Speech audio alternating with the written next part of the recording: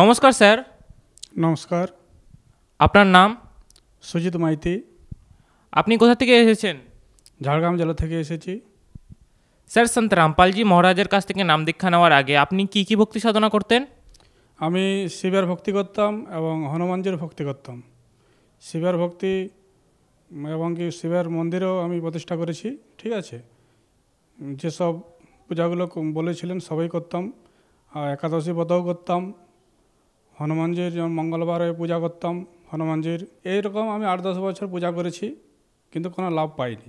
Sir, আপনি বললেন আপনি শিবজির পূজা করতেন এবং হনুমানজির পূজা অর্চনা করছিলেন। তারপরে সন্ত রামপালজি মহারাজজির খোঁজ আপনি কোথা থেকে পেলেন?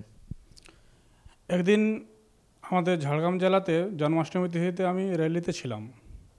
তার আগে বন্ধু আমার একটা ফোন করেছিল যে তোকে একটা বই দেবো জ্ঞানগঙ্গা, তা বইটা নিবি আর কি। তো সেদিন আমি বইটা পাই জন্মাষ্টমী তিথিতে। তাও বইটা পাওয়ার পর আমি বইটা পড়ি। পড়ার পর গুরুজির আবার বই আমি পাই, জীবনের পথ, গীতা, তোমার জ্ঞান অমৃত। পরপর 3টা বই পড়ার পর আমার চোখ খুলে যায় যে এতদিন জ্ঞানটা আমি কেন পাইনি। তারপর গীতার সাথে সব মেলাবার পরে আমি গুরুজির কাছে দীক্ষা নিতে যাই। দীক্ষা নেওয়ার পর আমি শতভক্তিতে আসি। স্যার, সন্ত রামপালজি মহারাজের কাছ থেকে যারা নাকি নাম দীক্ষা নেন তাদের অনেকজনেরই অনেক লাভ হয়। আপনার কি কি লাভ হয়েছে? আমি সন্ত রামপালজি মহারাজের কাছে দীক্ষা নেওয়ার আগে অনেক নেশা করতাম, যেমন মদ, গাঁজা, বিড়ি, সিগারেট, গুটকা, পান, যত রকম নেশা আছে সবই করতাম। কিন্তু যখনই সন্ত রামপালজি মহারাজের কাছে দীক্ষা নিই তারপরে সব নেশা আমার অটোমেটিক ছেড়ে যায়। সৎসঙ্গ, সন্ত রামপালজি মহারাজের কাছে সৎসঙ্গ শুনি, সৎভক্তি করি, এতে সম্পূর্ণ নেশা থেকে আমি মুক্তি পাই এবং আপাতত এখন আমি সুস্থ আছি। এবং সন্ত রামপালজি মহারাজ সৎসঙ্গের মধ্যে অনেক কিছু বলেন, যেমন নেশা করলে অনেক কিছু পাপ হয়।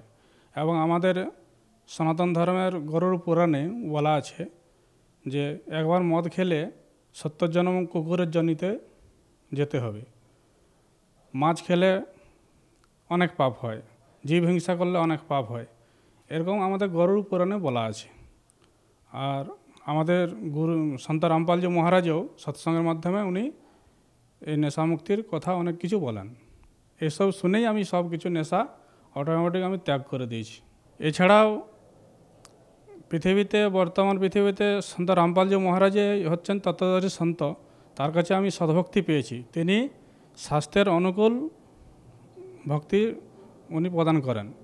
এবং আবার যারা গুরুজি আছে যারা আমাদের জগতে, তারা শাস্ত্রের বিরুদ্ধে জ্ঞান প্রদান করেন, ভক্তি প্রদান করেন, তাহাতে কোনো তাদের লাভ হবে না। একমাত্র সন্ত রামপালজি মহারাজের কাছে দীক্ষা নিলে লাভ হবে এবং কি মুক্তির পথ পাওয়া যাবে। স্যার, আপনি বললেন সন্ত রামপালজি মহারাজের কাছ থেকে নাম দীক্ষা নেওয়ার পর আপনার নেশা পূর্ণরূপে সমাপ্ত হয়ে যায়। এছাড়াও সন্ত রামপালজি মহারাজজি সমাজের জন্য কি কি কাজ করেন? সমাজের জন্য উনি নেশা মুক্তির কাজ করেন এবং সমাজকে শুধরাবার জন্য বিষাক্ত যেমন পণ প্রথা আছে, দহেজ, যেটাকে হিন্দিতে দহেজ বলা হয়, এই পণ প্রথা থেকে উনি মুক্তির জন্য পণ মুক্ত বিবাহর উনি সমাজ সংস্কারকের ভূমিকা পালন করছেন। এর সাথে নেশা মুক্তির ভূমিকা উনি পালন করছেন, যাতে আমাদের সমাজ সঠিক দিশায় চলে। স্যার, সন্ত রামপালজি মহারাজের কাছ থেকে নাম দীক্ষা নেওয়ার পর আপনার অনেক লাভ হয়েছে। আপনার যে দীর্ঘদিনের নেশা ছিল সেই নেশার থেকে আপনি মুক্তি হয়ে যান।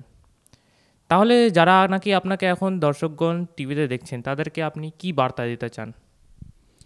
তাদেরকে আমি এই কথাই বলতে চাই যে তারা শাস্ত্র খুলে যেন দেখেন আমাদের গীতাতে কি আছে, বেদে কি আছে, আর 18 পুরাণে কি আছে, তার সাথে জ্ঞানটা মেলান। আমি বলছি না যে আমাদের সন্ত রামপালজি মহারাজের শ্রেষ্ঠ গুরু। আপনারা ধর্মগ্রন্থগুলো খুলে দেখুন, নিজে আপনারা সিদ্ধান্ত করুন কোনটা ঠিক কোনটা বেঠিক। শাস্ত্রের প্রমাণ দেওয়া আছে। ভগবান শ্রীকৃষ্ণও গীতাতে বলেছেন, অর্জুন তোর কাছে শাস্ত্রেই প্রমাণ, শাস্ত্র খুলে দেখ, শাস্ত্রে যেটা বলেছে ওটাই ঠিক, শাস্ত্রে যেটা বলেনি ওটা ভুল। অতএব আপনারা গীতা খুলে দেখুন, স্বাস্থ্যের সাথে আপনার মিলান, আপনাদের জ্ঞানটা সঠিক দেখুন, তারপর আপনারা সিদ্ধান্ত নেন কোনটা ঠিক কোনটা বেঠিক। এছাড়া আপনারাও সন্ত রামপালজি মহারাজের কাছে নাম দীক্ষা নিয়ে নিজের জীবন কল্যাণ করুন। স্যার, আপনার বার্তা শুনে যদি কেউ সন্ত রামপালজি মহারাজের কাছ থেকে নাম দীক্ষা নিতে চায়, তাহলে তারা কিভাবে নাম দীক্ষা প্রাপ্ত করতে পারবেন? সন্ত রামপালজি মহারাজের যেসব বই আছে, যেন জ্ঞানগঙ্গা, জীবনের পথ, গীতা তোমার জ্ঞানামৃত, এই বইয়ে ফোন নাম্বার দেওয়া আছে, বা আপনারা ইউটিউবে গিয়ে আপনারা পেয়ে যাবেন সন্ত রামপালজি মহারাজের ফোন নাম্বার। সেখানে ফোন করলে আপনারা সঠিক জায়গা বলে দেবে, যে নামদান সেন্টারে নাম দীক্ষা দেওয়া হয় অনলাইনের মাধ্যমে। এরপর আপনারা যদি যেতে চান সন্ত রামপালজি মহারাজ যে বরবালা হরিয়ানাতে, সেখানে যেতে পারেন, এবং মোবাইল নাম্বারে আপনারা যোগাযোগ করুন, আপনারা পেয়ে যাবেন আপনাদের সামনের নামদান কেন্দ্রের ঠিকানা। আপনারা নিকটতম নামদান সেন্টারে গিয়ে আপনারা সন্ত রামপালজি মহারাজের কাছে নাম দীক্ষা নিয়ে নিজের জীবন কল্যাণ করুন। ধন্যবাদ স্যার। ধন্যবাদ।